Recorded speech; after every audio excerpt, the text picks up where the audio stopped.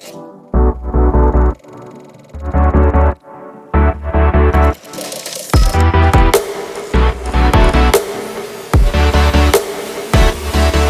nombre es Edgar Alfonso Suárez Saer, contador público de la Universidad Cooperativa de Colombia, especialista en finanzas de la Universidad del Norte.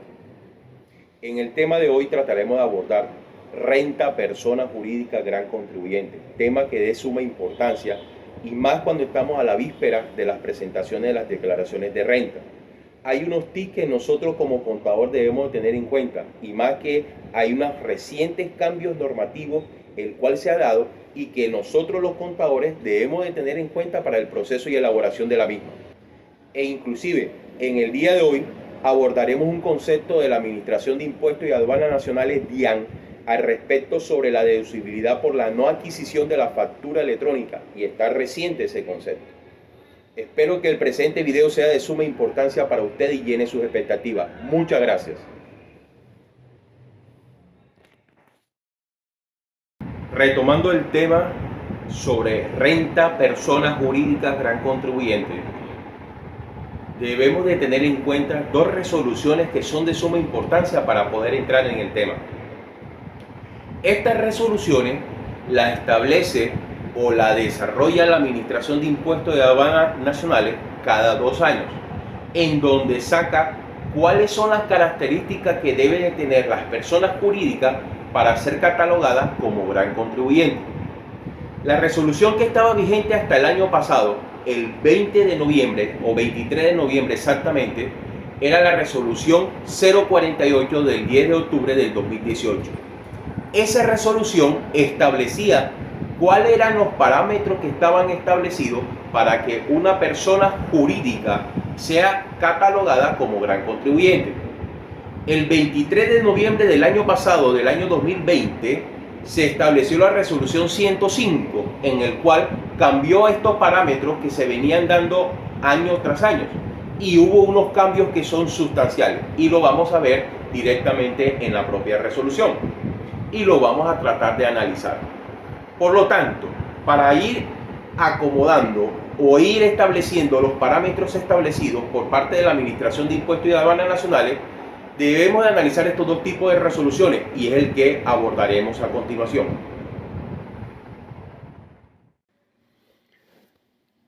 A continuación estamos observando la resolución 105 con fecha del 23 de noviembre del año pasado, 2020. Esta resolución fue emitida por la Dirección de Impuestos y Aduanas Nacionales DIAN, en la cual catalogaba las empresas que a partir de esa fecha eran consideradas como grandes contribuyentes y tenía que cumplir con unos requisitos. Vamos a remitirnos para el artículo primero de la presente resolución y podemos observar que el encabezado o el título habla sobre requisitos para ser calificado como gran contribuyente. Dentro de los 4 requisitos, uno habla de que el aporte de los precios corrientes del total de los recaudos brutos que se le da a la Administración de Impuestos a Aduanas y Nacionales, esas empresas estén dentro del 60% de ese recaudo durante los últimos 5 años anteriores a la fecha del 30 de septiembre en donde se efectúe la calificación. Como segunda instancia, tenemos que los ingresos netos no hayan sido superiores a 5 millones de valor VT del año gravable anterior de la calificación. Como tercera instancia observamos que se toma como el patrimonio bruto que se haya declarado en el año anterior a la calificación y que no sea superior a 3 millones VT. Y como último marco de referencia encontramos que las personas naturales o jurídicas que hacen parte del conglomerado del 60% que se habla en el numeral primero del presente artículo sean tenidos en cuenta para evaluar este criterio y que hagan parte de vinculados económicos. En ese orden de ideas tenemos claro que este tipo de clasificación en la presente resolución tiene una vigencia de 2 años, o sea que hasta el 23 de noviembre del año 2022 se expedirá una nueva resolución con otras características que pueden ser las mismas o son completamente diferentes. Analizando la resolución que estaba vigente antes de salir esta resolución 105, observamos que la resolución 0048 con fecha del 10 de octubre del 2018. Observamos que dentro de los requisitos para ser calificado como gran contribuyente, miramos que se tenía en cuenta las propiedades, planta y equipo, propiedades de inversión o activos clasificados como no corrientes, y que estos hayan sido declarados en la declaración de renta o de la declaración de ingreso y patrimonio según el caso, y que no hayan sido superiores a 3 millones de valor VT. Mira que en el caso del patrimonio líquido también se tenía en cuenta que ese patrimonio líquido que haya sido declarado, ya sea con la declaración de ingreso y patrimonio o en la declaración de renta, no sean superiores a 3 millones, valores unidad VT. Los ingresos brutos también informados el año pasado, antes de la calificación, no sean superiores a 2 millones de VT. Y que el valor total del impuesto informado por la declaración de renta no sea superior a 50.000 unidades VT. Mira que también se tomaba como marco de referencia las retenciones y las declaraciones de IVA, que no podían ser superiores a 300.000 VT y 250.000 VT respectivamente. En el caso de los responsables del Impuesto Nacional al Consumo, podemos observar que aquellas empresas jurídicas que sean responsables de dicho impuesto, el valor de sus ingresos declarados el año inmediatamente anterior a la calificación no puede ser superior a 100.000 VT. En el caso de los importadores y exportadores, el valor CIF y el valor FOT no puede ser superior a 10 millones de dólares norteamericanos. Si esta empresa al menos hubiese cumplido con alguno de estos requisitos, automáticamente antes de esta resolución que está vigente, que se mencionó que es la resolución 105, pasarían automáticamente o pasaban automáticamente a ser grandes contribuyentes.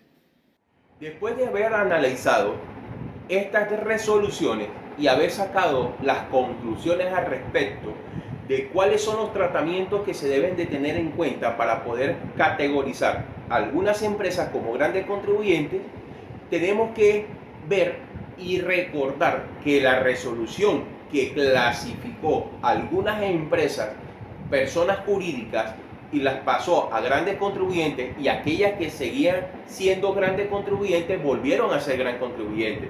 La establecieron a través de la resolución 9061 del 10 de diciembre del 2020. En esa resolución, la Administración de Impuestos dijo cuáles son las empresas a nivel de toda Colombia que son clasificadas o que siguen siendo grandes contribuyentes. Ya teniendo claro estas tres normatividades que se hablaron anteriormente, pues que fueron las respectivas resoluciones, vamos a hablar de los TIC que nosotros como contador debemos tener en cuenta al momento de desarrollar una declaración de renta, sea la que sea, pero especialmente la de grandes contribuyentes. Primer TIC, calendario tributario. Hay que tener en cuenta que el calendario tributario, a través de una adecuada planificación, nos ayuda a nosotros a saber y cómo tenemos que planificar nuestra declaración de renta durante todo el año. ¿Por qué hablo de una adecuada planificación? Cuando nosotros los contadores planificamos mes a mes la declaración de renta que se va a presentar para el próximo año, ya para los primeros meses de noviembre tenemos que tener un dato más o menos preciso de cuánto va a ser el impuesto a pagar. Y es de ahí que cuando nosotros clasificamos o establecemos cuál es el valor a pagar según el impuesto que se establece a través de la planificación tributaria, el flujo de caja del próximo año, para nosotros poder establecer cuáles son los valores que se van a tener en cuenta de las cuotas que se van a cancelar en la declaración de renta. Es de ahí que esta planificación ayuda no solamente a esto, sino también ayuda a que nosotros podemos categorizar los costos que son deducibles a aquellos costos contables. Por eso es que otro de los tips que debemos tener en cuenta, y que lo hablaremos más adelante, es la conciliación fiscal. Primeramente estamos hablando del calendario tributario. El impuesto de renta, en lo que tiene que ver con el calendario tributario para los grandes contribuyentes 2021, está clasificado de la siguiente manera. Después de nosotros haber hecho una adecuada planificación tributaria y haber ayudado a la planeación del flujo de caja proyectado para el próximo año por las tres cuotas que se tienen que cancelar, nosotros establecemos a través del calendario en qué fecha están establecidas el pago de dichas cuotas. Para el presente año, la primera cuota del gran contribuyente o la persona jurídica gran contribuyente está en la fecha del 9 al 21 de febrero del presente año. Desde ya, las empresas deben de tener más o menos establecido el valor a pagar del impuesto de renta para poder cancelar la primera cuota. La segunda cuota está establecida con la presentación y pago de la segunda cuota antes de la presentación de la declaración de renta, está entre el 12 y el 23 de abril. En esa fecha está previamente establecida la presentación de la declaración de renta y el pago de la segunda cuota. Ojo con esto, la norma siempre establece que en el pago de la segunda cuota debe hacerse antes de la presentación. Y la tercera cuota que se tiene que cancelar está entre el 9 y el 23 de junio del 2021. Entonces, ya teniendo claro estas fechas establecidas que estamos viendo a continuación, nosotros debemos de analizar nuestro flujo de caja proyectado para poder sacar y tener la liquidez suficiente para poder cancelar estas cuotas de la administración de impuestos. La administración de impuestos, sabemos que a través de las normas establecidas, cuando ustedes hacen la siguiente pregunta: ¿qué pasa si yo no pago la cuota establecida? Hombre, no pasa nada, no hay sanción correspondiente, pero sí hay intereses moratorios. Las normas tributarias no establecen sanción por la no presentación de las cuotas correspondientes para el pago de las declaraciones de renta. Establece que se debe de generar unos intereses de mora por el no pago de la cuota en las fechas establecidas. Ahora, en el caso de la cuota primera o la primera cuota que está establecida para el 22 de febrero del presente año 2021, se establece que debe de calcularse con base al invalor a pagar de la declaración de renta que dio el año pasado. Ese cálculo de la primera cuota debe ser el 20% del valor a pagar que se adjudicó en la declaración de renta del periodo gravable anterior, como mínimo. Ahora, si usted decide como contador cancelar más de ese 20%, no hay ningún problema. Vamos a tomar un ejemplo en el caso de una empresa que presentó una declaración de renta, gran contribuyente, presentó la declaración de renta en el año 2019 y el valor a pagar fueron de 200 millones de pesos. Esos 200 millones de pesos es el marco de referencia o la base que se tiene en cuenta para el pago de la primera, segunda y tercera cuota correspondiente a la declaración de renta del 2020. ¿Cómo así? Ya tenemos establecido que las fechas perentorias para poder hacer el pago de la primera, segunda y tercera cuota ya están previamente establecidas. Y las fechas que se establecieron fueron: la del pago de la primera cuota está entre el 9 y el 22 de febrero del presente año 2021. En ese tiempo, para poder cancelar la primera cuota, tomando como marco de referencia el valor del valor a pagar de la declaración de renta del año 2019, que son 200 millones de pesos, se calcula un 20% para el pago de la primera cuota. O sea que estamos hablando de 40 millones de pesos. El pago de la primera cuota correspondiente a la declaración de renta del 2020 serían de 40 millones de pesos. En el caso de la segunda cuota, la norma te establece o te dice que para poder cancelar la segunda cuota ya debe haberse presentado la declaración de renta antes de haberse presentado la declaración de rentas. Antes, se hace antes. ¿Y qué te establece la norma? Que se calcula un 45% del valor base, que es la declaración de renta, el valor a pagar del 2019.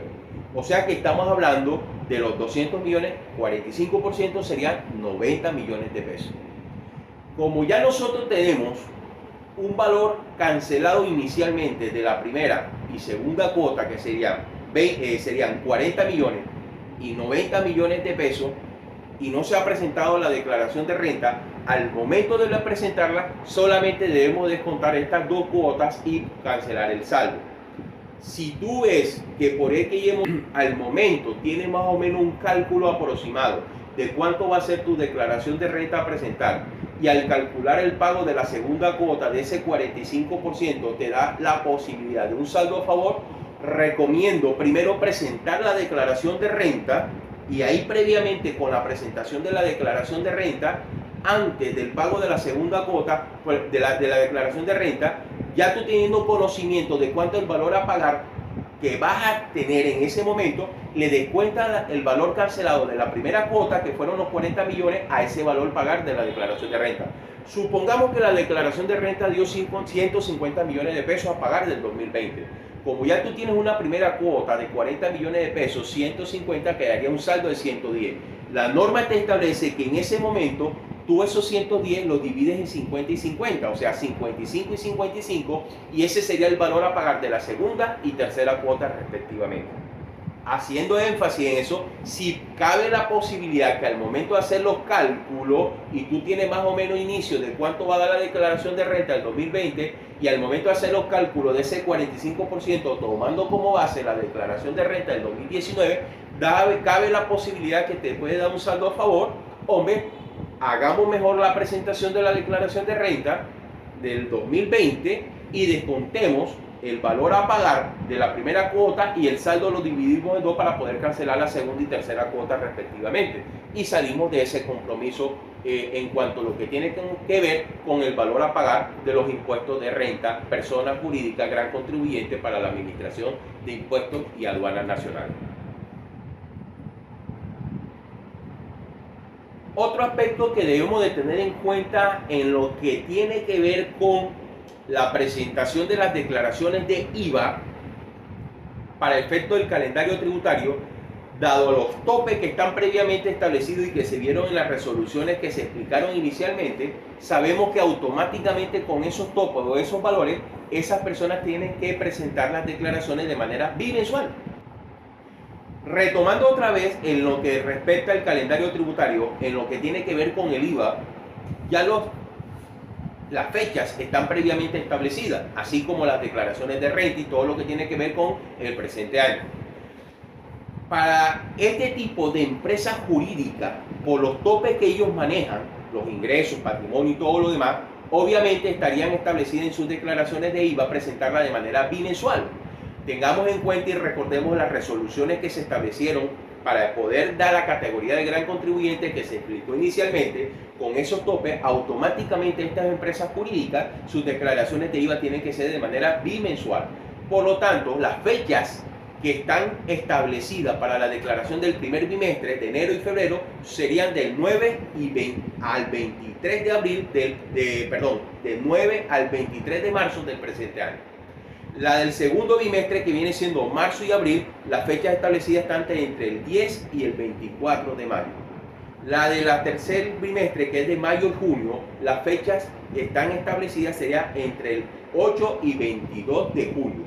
La de julio y agosto está entre el 8 y 21 de septiembre, y la de septiembre y octubre está entre el 9 y 23 de noviembre, y la de noviembre y diciembre entre el 12 y el 25 de enero del 2002, como la podemos ver ahorita mismo. Esas fechas, automáticamente, desde ya, nosotros debemos hacer una adecuada planificación del flujo de caja proyectado que nosotros establecemos todos los años para este tipo de empresas grandes contribuyentes. Otro aspecto que debemos tener en cuenta también para el efecto de los calendarios tributarios es las declaraciones anuales de activos en el exterior.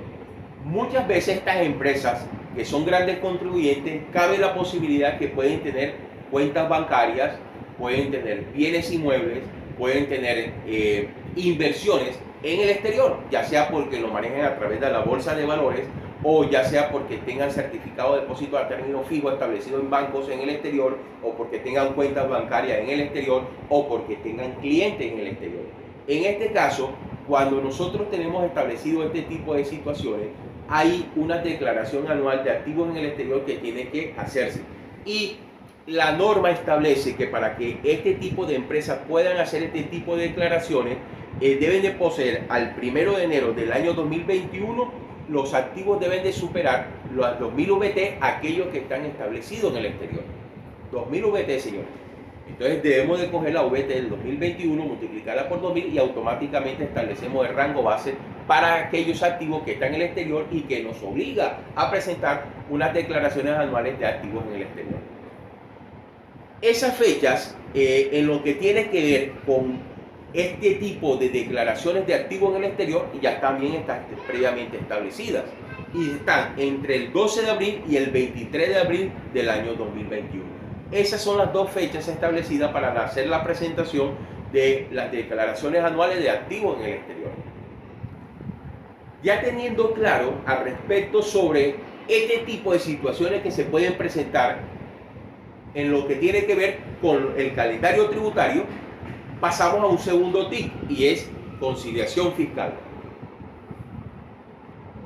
Normalmente nosotros los contadores, y siempre he sabido que al momento de hacer la declaración de renta debemos de tener nuestros cuadros en Excel o pues la herramienta que tú utilices para este tipo de situaciones es verificar lo que es hacer la conciliación fiscal.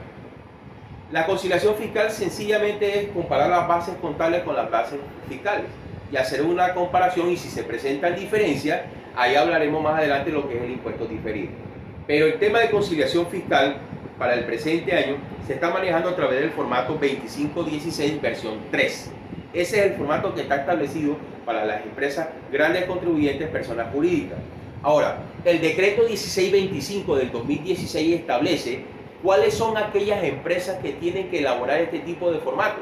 Y dice muy claramente que para efecto de hacer la conciliación fiscal por medio de los servicios informáticos electrónicos que establece la Administración de Impuestos, o sea, la DIAN, debe hacerse a través de este formato, pero debe de tener unos topes establecidos y que los ingresos fiscales brutos sean inferiores a 45.000 VT, no estarías obligado. O sea que si tus ingresos brutos durante todo el año pasado, o sea, estamos hablando del 2020, tomándolo como marco de referencia, los ingresos no superaron las 45.000 VTs, tú no estarías obligado a hacer el cuadro de conciliación fiscal 2516 versión 3.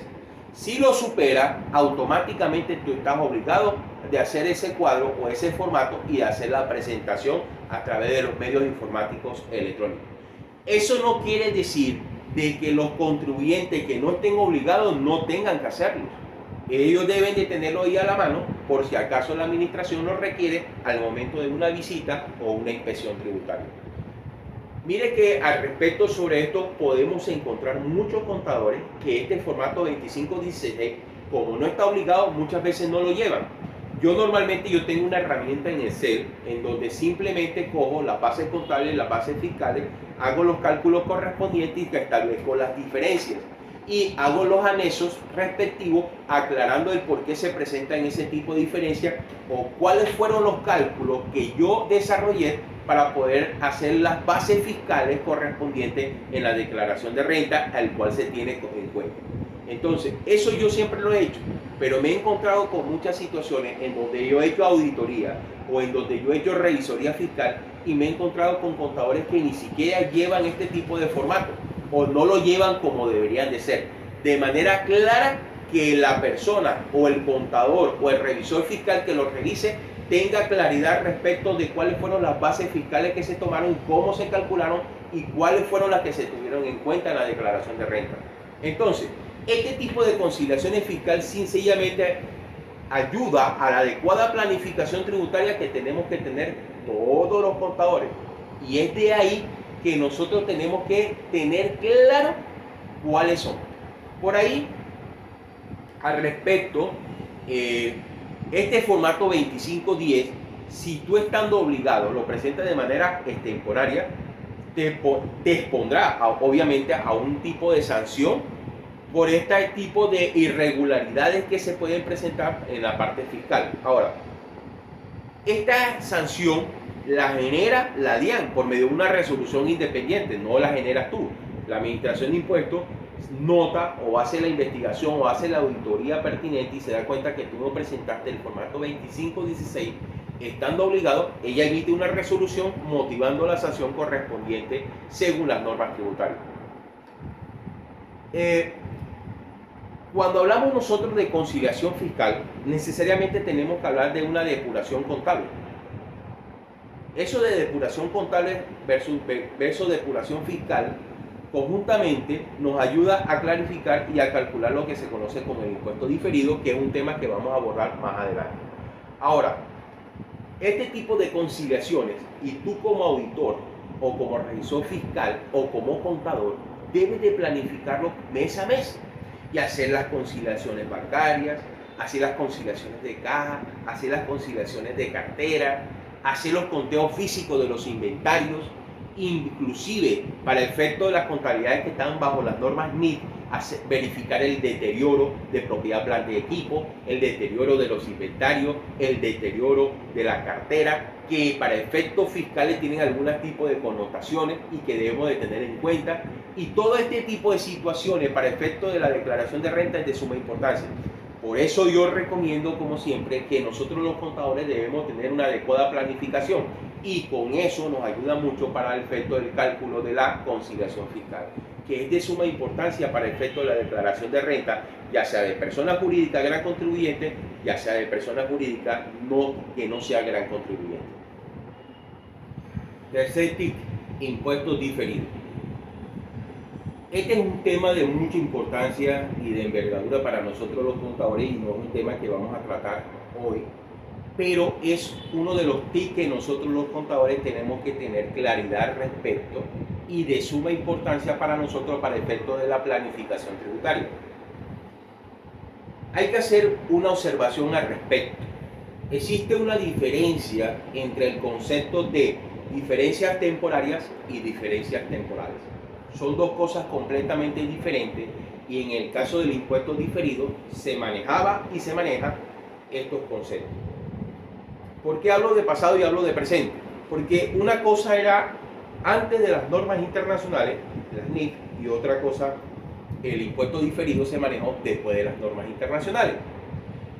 Para dar respuesta a este tipo de interrogante y de inquietud con respecto a las diferencias temporarias y temporales, hay que hacer claridad algo al respecto, y es sobre lo siguiente. Las diferencias temporarias, más que todo, en lo que respecta, tiene que ver con la aplicación que se hizo después de las normas internacionales, y las diferencias temporales fue antes de las normas internacionales. Hoy por hoy, para efecto del cálculo del impuesto diferido, más que todo se trata sobre las diferencias originadas entre los saldos contables y los saldos fiscales. Palabra más o palabra menos, escoger los valores contables, compararlos con los valores fiscales y sacar las diferencias que se presentan entre uno y otro. Esas diferencias es lo que da origen a lo que se conoce como el impuesto diferido. Y hoy por hoy esa diferencia se conoce como diferencias temporarias y se maneja con el estado de situación financiera. No quiere decir con esto que las diferencias temporales hayan desaparecido con las normas internacionales. No, ojo con esto, y no estoy haciendo esta observación al respecto. Solo que sobre ella ya no se enfoca en el cálculo del impuesto diferido sobre el estado de resultados, sino sobre el estado de situación financiera. Ahora bien, la metodología que se está utilizando hoy por hoy para el cálculo del impuesto diferido difiere mucho de lo que se hacía anteriormente, porque anteriormente se utilizaban esas diferencias temporales cada periodo y se acumulaban de una u otra manera en los activos y pasivos por impuestos diferidos. Hoy por hoy no se hace así. Hoy por hoy simplemente se calcula con las diferencias entre las partes fiscales con las partes contables, o las partes contables versus partes fiscales. Esa diferencia es la que da origen a un producto a lo que se conoce como el impuesto diferido. Entonces, el cálculo del impuesto diferido hay que tener claridad a cualquier fecha de cierre sin necesidad de recurrir a la información de periodos pasados. Ya no es necesario. Vamos a hacer un ejemplo ilustrativo para que podamos tener claridad al respecto cuando uno hace este tipo de cálculo. Tenemos el caso de 2 años, 2019 y 2020, y observamos que el gasto de depreciación contable en el año 2019 está alrededor de los 500 millones de pesos. Y en el año 2020 está en 600 millones de pesos. En el año 2019, la base fiscal o el gasto de depreciación fiscal está en 480 millones de pesos. Y para el año 2020 está en 580. Observamos que las diferencias que se presentan en los 2 años son de 20 millones de pesos respectivamente. Y al momento de coger el estado de situación financiera del año 2020, observamos que el activo fijo tiene un valor de 5.000 millones de pesos, y que la base fiscal para efecto de ese activo fijo en el estado de situación financiera está en 4.960 millones de pesos, presentándose una diferencia de 40 millones de pesos. Para el efecto del cálculo del impuesto diferido, se va a tomar esa diferencia que se origina en el estado de situación financiera, no en el estado de resultados. Entonces, esa es la base que se determina para efecto del cálculo del impuesto diferido. Espero que haya quedado claro como se está viendo en estos momentos. Ahora, hay unos pasos que tenemos que tener en cuenta para el proceso del cálculo del impuesto diferido, obviamente. El primer paso es identificar el valor fiscal de cada uno de los activos y pasivos de forma individual, no de forma mancomunada o de forma conjunta. Tiene que hacerse rubro por rubro, ¿sí? Tanto en los activos como en los pasivos, para efecto de hacer el cálculo del impuesto diferido.